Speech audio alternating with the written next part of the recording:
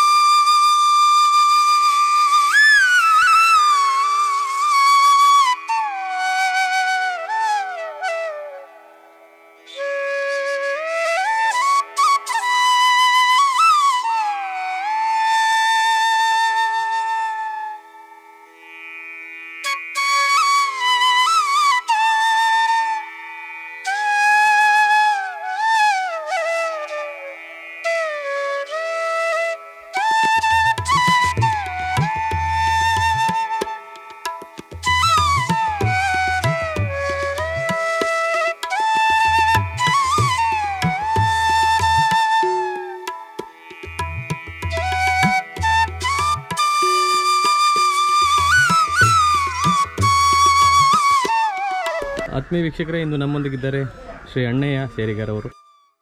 ಶ್ರೀ ರೇವಂತ ದೇವಸ್ಥಾನದಲ್ಲಿ ಅವರ ಪ್ರಧಾನ ಪಾತ್ರ ಇದೆ. ಅದು ಏನು ಅಂತ ಕೇಳೋಣ. ಸರ್ ನಮಸ್ತೆ. ಸರ್ ಎಲ್ಲರಿಗೂ ನಮಸ್ಕಾರ. ಬಹುಶಃ ನಂಬಿಕೆ ಅನ್ನೋದು ತಾಯಿಯ ಹೊಟ್ಟೆಯಿಂದ ಹೊರಬಂದ ಸ್ವಲ್ಪ ಸಮಯದಲ್ಲಿ ಬುದ್ಧಿ ಬರುವಾಗಿನಿಂದ ಪ್ರಾರಂಭವಾಗುತ್ತದೆ. ಆ ನಂಬಿಕೆಯ ಪ್ರಕಾರ ನಮ್ಮ ಬದುಕು ಕೂಡ ಮುಂದೆ ರೂಪುಗೊಳ್ಳುತ್ತದೆ.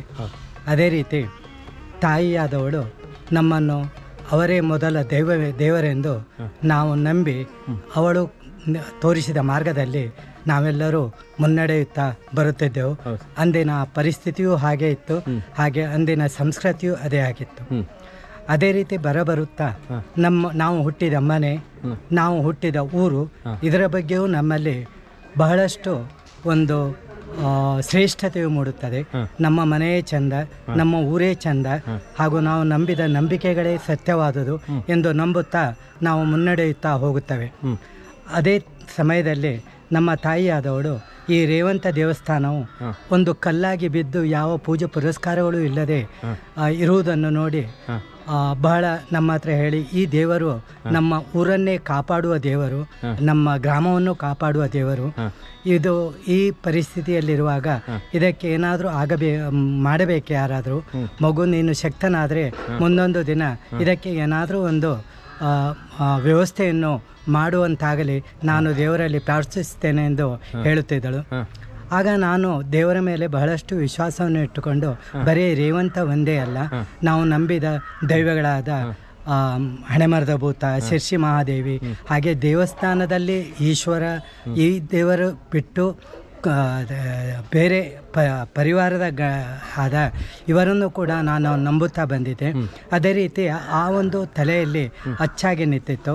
ನಡೆಯುತ್ತಾ ನನ್ನ ಜೀವನವನ್ನು ಸಾಗಿಸ್ತಾ ಬಾರ್ಕೂರನ್ನು ಬಿಟ್ಟು ದೂರದ ಪೂನಾಕ್ಕೆ ಹೋಗಿ ನಾನೊಂದು ಚಿಕ್ಕ ಉದ್ಯೋಗವನ್ನು ಪ್ರಾರಂಭಿಸಿ ಬಹಳಷ್ಟು ಶ್ರಮದಿಂದ ಆ ಸಮಯದಲ್ಲಿ ಸ್ವಲ್ಪ ಹಣವನ್ನು ದೇವರಿಗಾಗಿ ಖರ್ಚು ಮಾಡಬೇಕೆನ್ನುವ ಉದ್ದೇಶದಿಂದ ಊರಿಗೆ ಬಂದು ಬಹುಶಃ 2002ರಲ್ಲಿ ಇರಬೇಕು.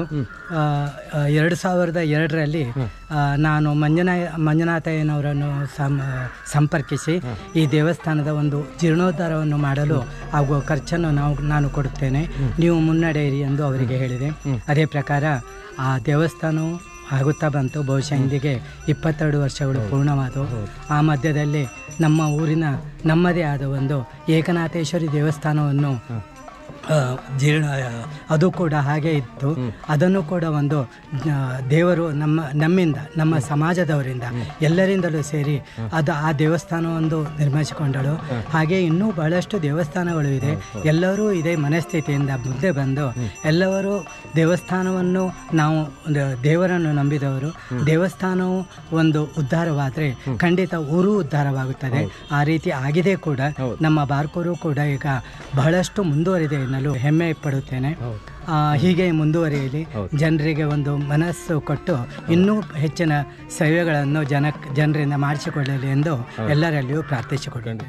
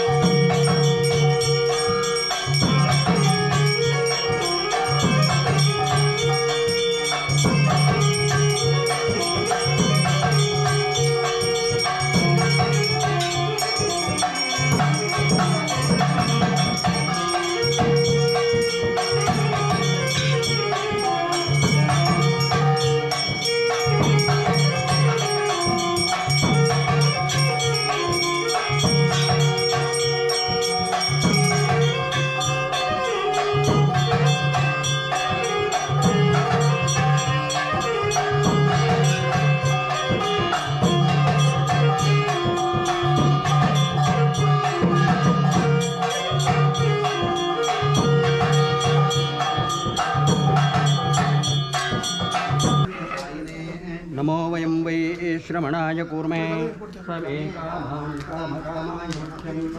कामेश्वरो वै श्रवणो ददातु कुबेराय वै श्रवणाय महाराजाय नमः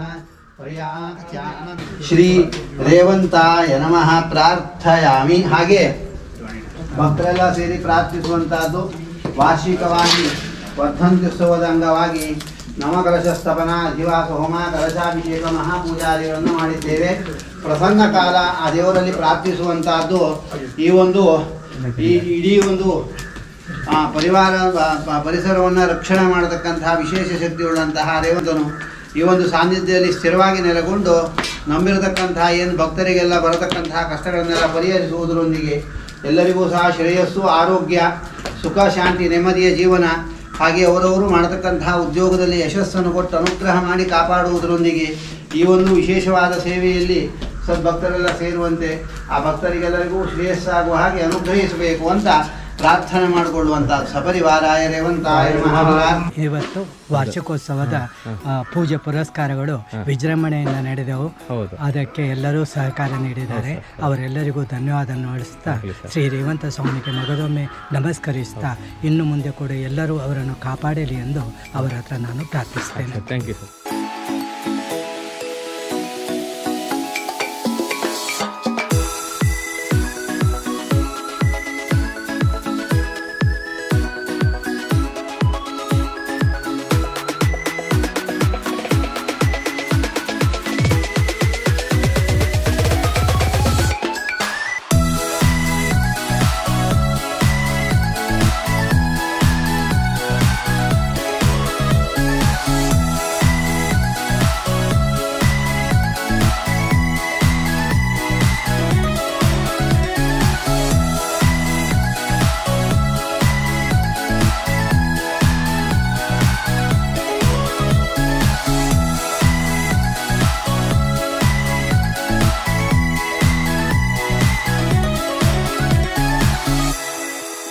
ಆತ್ಮೀಯ ವೀಕ್ಷಕರೇ, ನಾವಿಂದು ಬಂದಿದ್ದು ಶ್ರೀ ರೇವಂತ ದೇವಸ್ಥಾನ, ಶ್ರೀ ಪಂಚಲಿಂಗೇಶ್ವರ ದೇವಸ್ಥಾನದ ಸಮೀಪ ಇರತಕ್ಕಂಥ ದೇವಸ್ಥಾನ ಶ್ರೀ ರೇವಂತ ದೇವಸ್ಥಾನದ ವಾರ್ಷಿಕೋತ್ಸವವನ್ನು ವೀಕ್ಷಿಸಿದೆವು. ಅದೇ ರೀತಿ ದೇವಸ್ಥಾನದ ಮುಖ್ಯಸ್ಥರು ಒಂದೆರಡು ಮಾತನ್ನು ಆಡಿದರು. ಶ್ರೀ ರೇವಂತ ದೇವಸ್ಥಾನ ಊರನ್ನು ಕಾಯುವಂಥ ದೇವರು. ಈ ದೇವರ ದರ್ಶನವನ್ನು ನಿಮಗೆ ಮಾಡಿಸಿದೆ, ಪೂಜೆಯ ದೃಶ್ಯಗಳನ್ನು ತೋರಿಸಿದೆ. ಮುಂದಿನ ಒಂದು ಸುಂದರ ವಿಡಿಯೋದೊಂದಿಗೆ ಮತ್ತೆ ನಿಮ್ಮ ಭೇಟಿ ಆಗ್ತೇನೆ. ನೋಡ್ತಾ ಇರಿ ನಮ್ಮ ಚಾನಲ್ ರಾಜೇಶ್ ಅನ್ಬುಕ್ ಪಾರ್ಕು. ನಮಸ್ಕಾರ.